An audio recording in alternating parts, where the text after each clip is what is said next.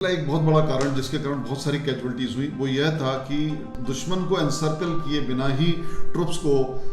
चोटियों पर frontal assault करने को कहा जा रहा था, जिससे बहुत ज़्यादा कैजुअलिटीज हुई क्योंकि एनिमी को जो पहाड़ के ऊपर बैठा है वो इतनी स्ट्रॉन्ग पोजीशन में बैठा होता है, उसके पास सब कुछ स्टॉक्ड होता है, उसके हथियार बिल्कुल साइटेड होते हैं, रेडी टू फायर होते हैं, सिर्फ उसको ट्रिगर दबाना होता है और वो दुश्मन की फोर्स को ख़त्म करने की स्थिति में अटैकिंग फोर्स को हमेशा रहता है। तो इस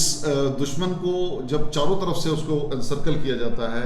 या उसके पीछे से जाके उसको कट ऑफ किया जाता है तो उसके माइंड में एक पैनिक आता है, या जब चारों तरफ से कहीं ना कहीं किसी फॉर्म में कोई ना कोई फायर उसके ऊपर डाला जाता है तो उसकी जो वेपन्स की साइटिंग है that gets disturb and that can save casualty to own troops rather than going for frontal attacks.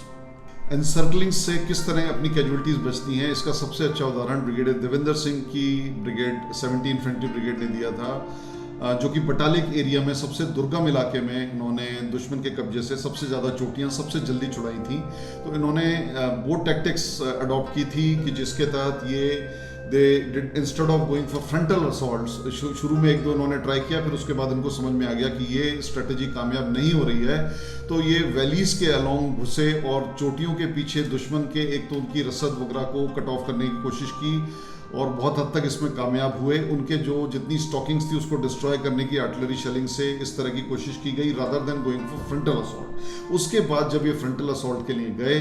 तो उनको कामयाबी बहुत आसानी से मिली और इस ब्रिगेड ने सबसे पहले 8 जुलाई तक एलओसी तक का एरिया पाकिस्तान के कब्जे से छुड़ा लिया था, जो कि शुरुआत में ऐसा लग रहा था कि इनकी तरफ से कोई रिजल्ट नहीं आ रहा है जिस समय कि वो एनसर्कलिंग मूवमेंट कर रहे थे। तो उनके ऊपर भी बहुत ज़्यादा ब्रिगेडियर देवेंद्र सिंह के ऊपर जो तत्कालीन कमांडर 17 ब्रिगेड थे उन्होंने कई इंटरव्यूज़ में कहा है कि उनके ऊपर बहुत ज़्यादा दबाव इस तरह का रहता था जल्दी रिजल्ट्स देने के लिए।